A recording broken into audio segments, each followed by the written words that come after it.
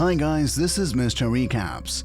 In this video, I'm going to explain a movie called My Stepmother is an Alien, released in the year 1988.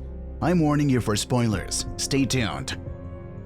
The movie begins with a man entering a scientific facility.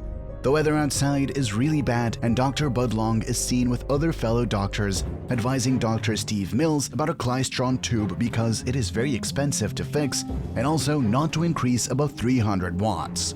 Dr. Steve Mills said sorry to him and assured him that this would not happen again. Steve's brother Ron tries to calm down Dr. Budlong.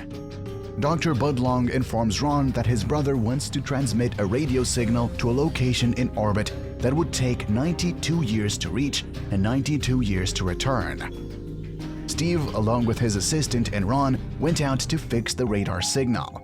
When they went out in the rain, Ron was wearing a Ralph Lauren coat, which he flaunted.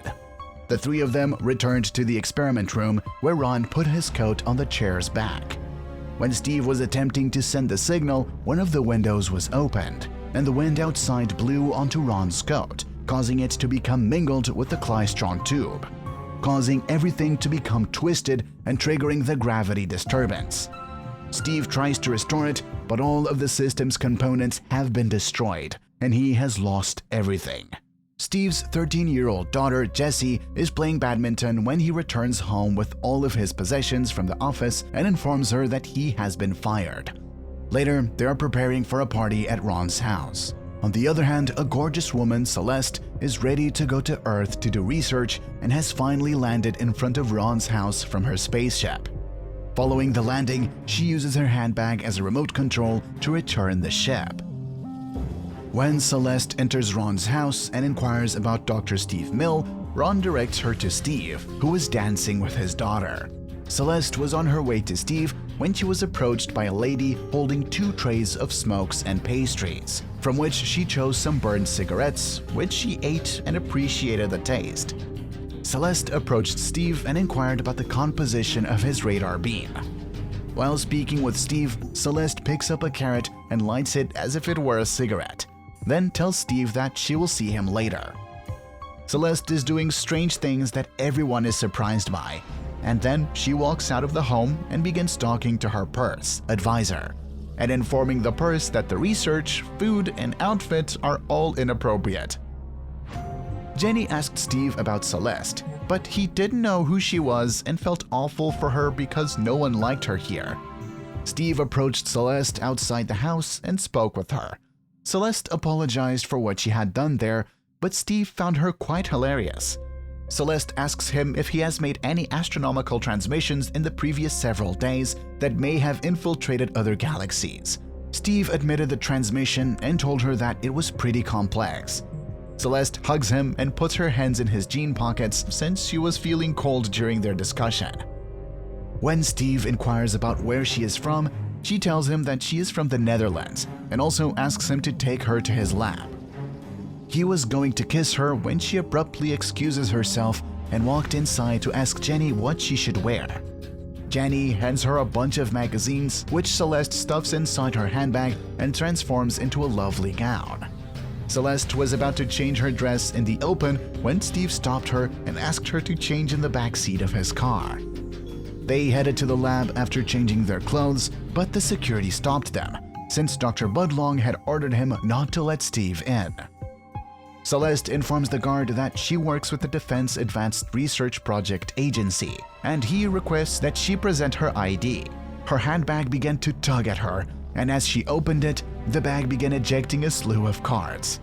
The guard and Steve were both taken aback by this. They entered the facility where she inquired about the klystron tube, and Steve walked out to check the klystron while Celeste opened her bag, from which an alien-like item emerged, and they began examining the lab and wanting to know how they were achieving such advanced technology.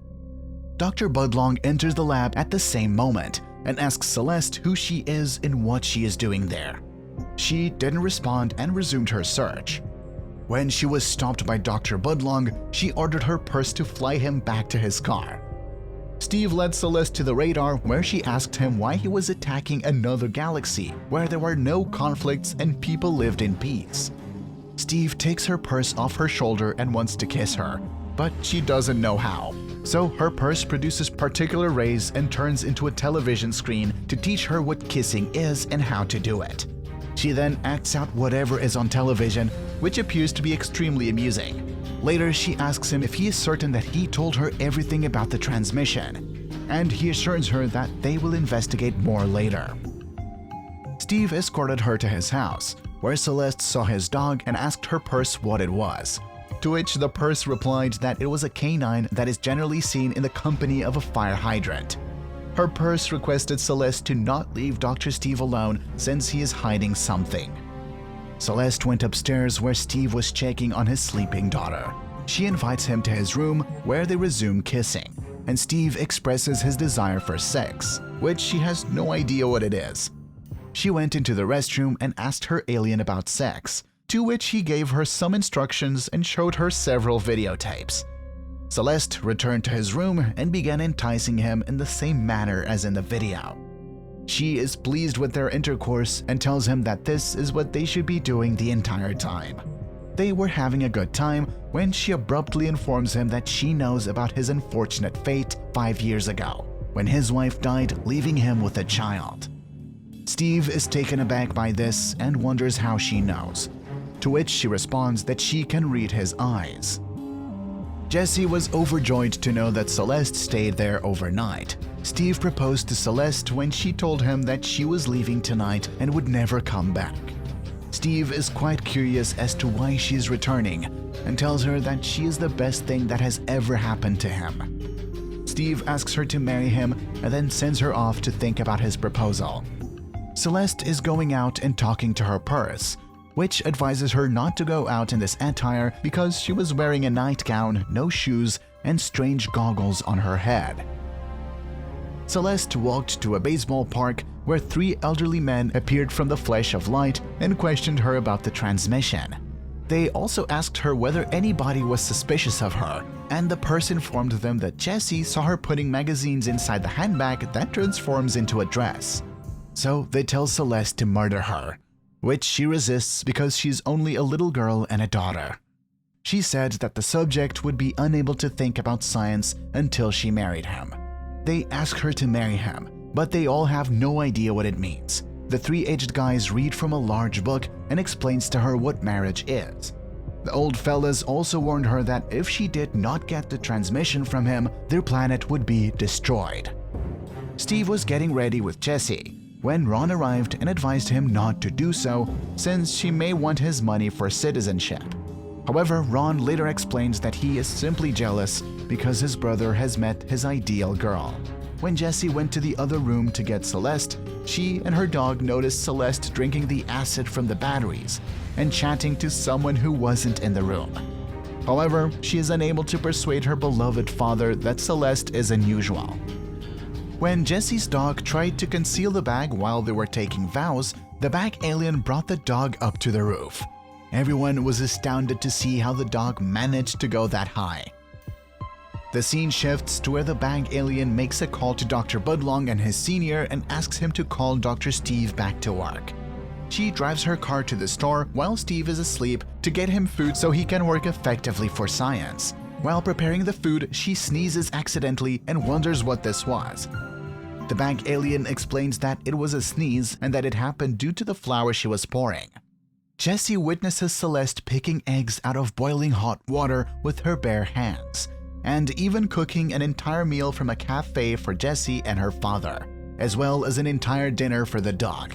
Again, Jesse tried to make him understand, but he didn't listen to her. When her father leaves for work, she spots Celeste with the alien bag and phones her father to warn him to return because the home is on fire. Soon after, Jesse discovers that she is an alien, and Celeste informs her that she is here because Jesse's father infiltrated their planet's atmosphere with a radar beam 9 days ago, and she must duplicate that broadcast in 12 hours or their world will be destroyed. Celeste urges her not to reveal their secret until they're gone. When Jesse's father comes home rushing, Jesse tells her the truth, but he doesn't believe her. Jesse angrily went out of the home, started cycling her bicycle on the main road, and was about to be killed by the car, but Celeste saved her by revealing her powers.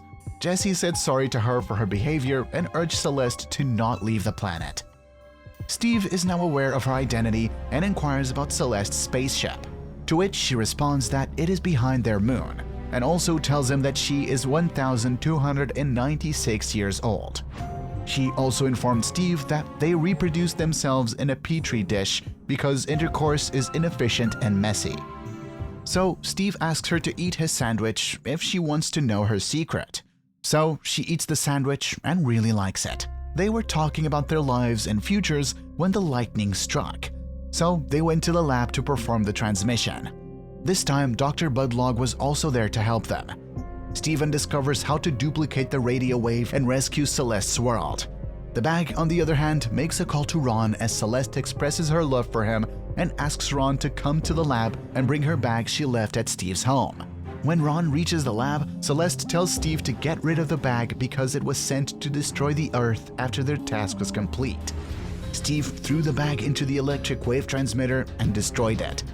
Celeste's homeworld's leaders report in and order her to finish Bag's task. Steve and Celeste are able to persuade them that it was an accident rather than an act of violence, and that Earth offers numerous advantages that warrant further investigation. They accept Celeste's explanation and demand that she returns to teach them about human society. As a gesture of goodwill, Celeste arranges for an Earthling to serve as an ambassador to their world as a gesture of goodwill. Ron is chosen and agrees. He travels to Celeste's world on a spacecraft with 6 flight attendants who all have Princess Stephanie's features. And the movie has come to an end. If you've got a passion for movies and everything about them, Mr. Recaps is your destination. Subscribe for more videos like this, hit the notification bell icon, and leave a like to support the channel. Thank you for watching, and I will see you tomorrow. Until then, stay safe. Peace.